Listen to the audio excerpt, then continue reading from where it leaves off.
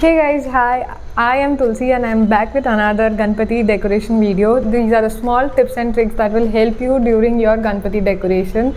So let's check it out.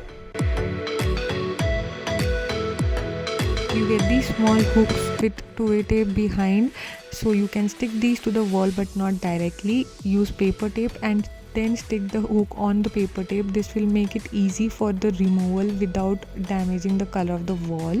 Next, you can add a string on the hooks and your support for the backdrop is ready.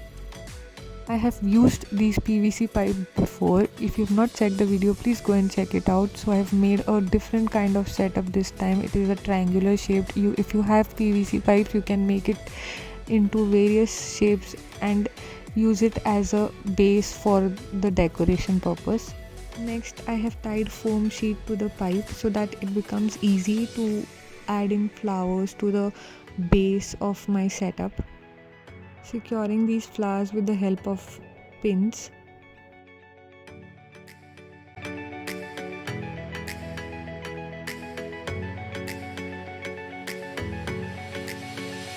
And there you go, adding up few lights and we are all done.